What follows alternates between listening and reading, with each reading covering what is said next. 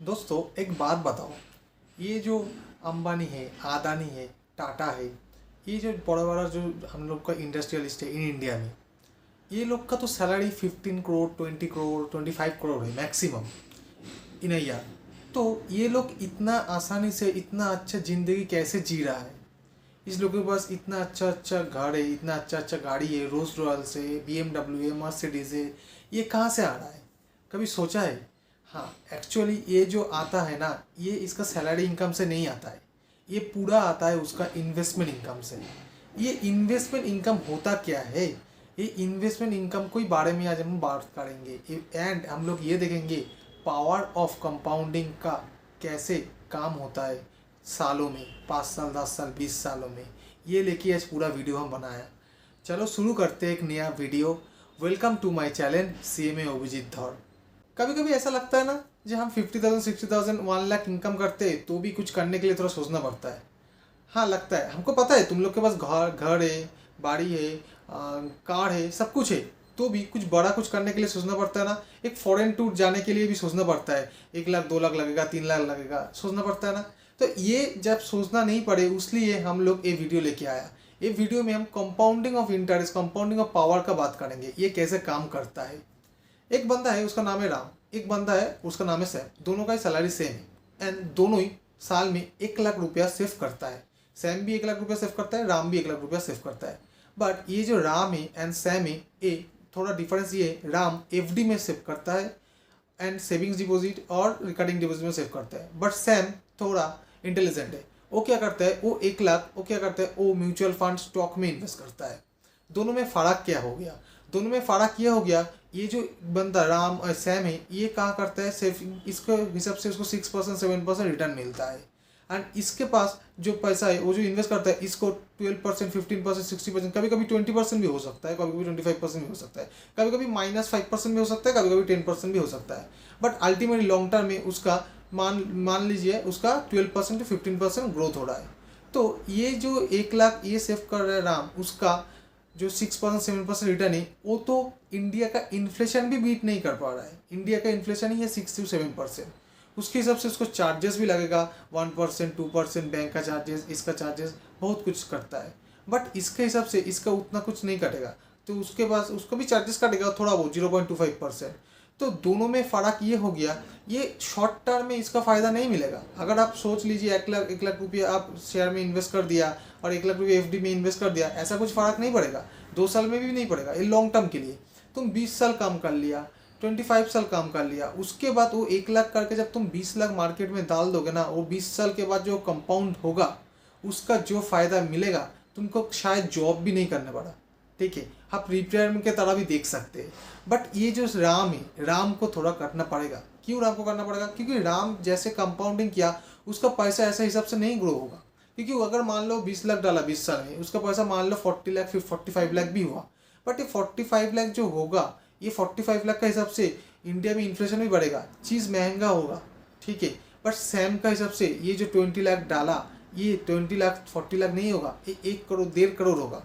तो उस हिसाब से अगर वो ये 1.5 करोड़ रुपया और 1 करोड़ रुपया अगर वो फिक्स्ड अमाउंट में इन्वेस्ट कर देता है, फिक्स्ड बॉन्ड में, जहाँ से 10%, 7%, 8% भी रिटर्न मिलेगा, ये अगर 1 करोड़ रुपया उसमें इन्वेस्ट कर देते तो उसको साल में मिलेगा 7 to 8 लाख रुपया। And 7 to 8 lakh rupees enough to sustain in India. आप वो आसानी से घर भी चला सकते हो, सब कुछ कर सकते हो विदाउट डूइंग एनीथिंग। यही हम पहले वीडियो स्टार्टिंग में एग्जाम्पल दिया था। मुकेश अंबानी है, मुकेश अंबानी का सैलरी कितना है? मुकेश अंबानी का सैलरी मैक्सिमम 20 करोड़ होगा और 25 करोड़ होगा। बट उसके हिसाब से कैसे चलता है? वो होता है इन्वेस्टमेंट में। वो रिलायंस कंपनी, हम लोग तो सब सोचते हैं वो रिलायंस कंपनी का ओनर है, वो उसको क्या, उसका तो पैसा है। ऐसा नहीं होता है। इन्वेस्ट जो करता है वो उसका कंपनी है, बट वो पैसा नहीं ले सकते कंपनी से कभी भी। उसका मन चाहे तो पैसा ले लिया, ऐसा नहीं होता है। क्योंकि उसमें सिर्फ मुकेश अंबानी का इन्वेस्टमेंट नहीं है, उसमें हम लोग का भी इन्वेस्टमेंट है। हम लोग भी इन्वेस्टमेंट करते हैं क्योंकि वो पब्लिक कंपनी है। तो उसको जो सैलरी मिला उसका ही वो इनकम है। बट उसमें उस कंपनी में उसका अच्छा खासा शेयर होल्डिंग है, उस कंपनी में वो इन्वेस्ट किया। अभी उस कंपनी का शेयर प्राइस चल रहा है 2500 रुपया, बट उस कंपनी डिविडेंड देते हैं हर साल। तो डिविडेंड का हिसाब से उसके पास हर साल 2200, 300 करोड़ जाता है ये उसका इनकम है। बट वो जब ये कंपनी शुरू मतलब वो जो कंपनी में इन्वेस्ट किया था, उसका पापा ने कंपनी शुरू किया, बट वो जब कंपनी इन्वेस्ट किया था उस टाइम उसका पास 2,000 करोड़ नहीं जाता। बट वो इतना दिन से वो कंपनी चला के लेके आया, अभी उसको मिल रहा है 2,000, 2,500, 3,000 करोड़ का डिविडेंड। ये होता है पावर ऑफ कंपाउंडिंग। तुम लोग भी और ऐसे ही अगर वो जो राम है ना 3%, 5% जो मिल रहा है, तुम अगर शेयर में इन्वेस्ट करोगे तुमको सोचना नहीं पड़ेगा, तुम्हारे पास ऑटोमेटिक 3%, 2%, 4% का डिविडेंड हर साल आएगा। ये डिविडेंड क्या है? ये डिविडेंड ऐसा ही है, अगर मान लो तुम कोई कंपनी में इन्वेस्ट किया तो कंपनी तो प्रॉफिट करता है ना, तो तुम ऐसा कंपनी में तो इन्वेस्ट करोगे जिस कंपनी प्रॉफिट करेगा। जिस कंपनी प्रॉफिट नहीं करेगा, लॉस है, तुम थोड़ी इन्वेस्ट करोगे, नहीं करता है ना। तुम तो बेट उसके ऊपर ही लगाओगे जो अच्छा है। तो तुम मान लो उसमें इन्वेस्ट किया तो तुमको वो कंपनी प्रॉफिट का हिस्सा देगा, प्रॉफिट का परसेंटेज तुमको देगा, तो उसको बोलता है डिविडेंड। तो डिविडेंड का तरफ से तुमको हर साल तुम्हारे पास कुछ ना कुछ अमाउंट आएगा। वो अमाउंट लेके तुम एंजॉय करो ना, वो अमाउंट लेके तुम एंजॉय कर सकते हो, री इन्वेस्ट भी कर सकते हो। मेरे हिसाब से तो इतना भी नहीं करना चाहिए, थोड़ा एंजॉय भी करो। अगर तुम 1 लाख रुपया डालोगे हर साल, तुम जब वो कंपाउंडिंग होगा 5 साल में 5 लाख, उसके ऊपर अगर 3% भी डिविडेंड आएगा, वो 15,000 आएगा। इसका भी तो रिटर्न मिल रहा है ना आपको, डिविडेंड का भी रिटर्न मिल रहा है। यही फायदा है, आपका कैपिटल एप्रिसिएशन भी हो रहा है एंड डिविडेंड भी मिल रहा है। ये स्टॉक मार्केट इन्वेस्टमेंट में, म्यूचुअल फंड में इन्वेस्टिंग में यही फायदा है। अगर तुम सिर्फ FD RD करोगे ना, तो इसमें क्या है, इसमें आपको वो नहीं मिलेगा, वो डिविडेंड का इनकम नहीं मिलेगा, सिर्फ 6%, 7% फिक्स रिटर्न मिलेगा। बट इसमें रिटर्न ज़्यादा मिलेगा। हम क्यों ऐसा बोल रहा है, हम एग्जाम्पल भी देखा है बहुत सारे बंदा को जिसके पास वो बैंक में पैसा रख देता है 8 लाख, 10 लाख, 15 लाख। तो ये 8 लाख, 10 लाख जो तुम बैंक में रखे हो, उसका फायदा क्या? उसको कंपाउंडिंग नहीं होगा, वो कंपाउंडिंग होने में बहुत साल लगेगा। ये कैसे कंपाउंडिंग होगा? नहीं होगा ना। ये कंपाउंडिंग होता है, ये कंपाउंडिंग अच्छे से होता है, क्योंकि कंपाउंडिंग का पावर शॉर्ट टर्म में नहीं मिलता है, 4-5 साल में नहीं मिलता है। एक बार करके देखो, एक बार करके रख के देखो, ये 5 साल 10 साल के बाद इसका फायदा मिलेगा, और कंपाउंडिंग का इंटरेस्ट कैसा है वो मिलेगा। अब मैं एक एग्जांपल के साथ आपको दिखा रहा हूँ कैसे आपको होता है। मैं एक्सेल शीट प्रिपेयर किया, उस हिसाब से देखो, उसका कंपाउंडिंग मिलेगा। देखो ये जो एक्सेल शीट बनाया, एक्सेल शीट में क्या है, एक्सेल शीट में एक है सैम, एक है राम। ठीक है, राम कहाँ इन्वेस्ट करता है? राम म्यूचुअल फंड और इंडेक्स फंड में इन्वेस्ट करते हैं। हम डायरेक्ट स्टॉक नहीं लिया, हम पकड़ लिया, तुम लोग नया नया शेयर मार्केट में आया हो, मैं भी नया हूँ, don't worry. And Ram invest करता है FD में और RD में। RD मतलब रिकरिंग डिपॉजिट एंड FD मतलब फिक्स डिपॉजिट। तो हर बंदा 1 लाख रुपया इन्वेस्ट करता है हर साल। बट ये 1 लाख रुपया कांस्टेंट है, ठीक है, वो हर साल 1 लाख रुपया ऐड कर रहा है। हाँ, इधर भी ऐड कर रहा है, इधर भी ऐड कर रहा है। देखो पहले FD का बात कर रहे हैं। FD में वो 1 लाख रुपया इन्वेस्ट किया, 1 लाख रुपया इन्वेस्ट किया, उसका 6% रिटर्न मिला, हम 6% पकड़ लिया, रिटर्न 6,000 मिला। तो उसका सेकेंड ईयर बिगिनिंग में उसको जो इन्वेस्टमेंट होगा वो 1 लाख होगा, तो 1,06,000 प्लस 1 लाख 2,06,000 है। उसके ऊपर उसको 6% मिलेगा, वो हो गया 12,360। उसका लास्ट साल में हो गया 2,18,360। ऐसे ही 20 साल के बाद उसके पास जो आएगा वो आएगा 42,30,000। ठीक है, राम के पास आएगा 42,30,000। बट वो इन्वेस्ट किया कितना?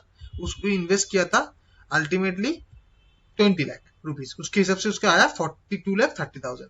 सिमिलरली सैम इन्वेस्ट किया इन म्यूचुअल फंड और FD में। ठीक है, हम पकड़ लिया, इसको इंटरेस्ट 15% है हर साल, क्योंकि लॉन्ग टर्म 20 साल में 15% आ जाता है आराम से। 1 लाख इन्वेस्ट किया म्यूचुअल फंड में, इंटरेस्ट मिला उसको 15,000। ठीक है, ये 15,000 उसको जो इंटरेस्ट मिला, उसके बाद हो गया उसके पास 1,15,000। एंड नेक्स्ट साल वो 1,15,000 के साथ और 1 लाख इन्वेस्ट किया, 2,15,000। उसके हिसाब से उसको इंटरेस्ट मिला 32,250।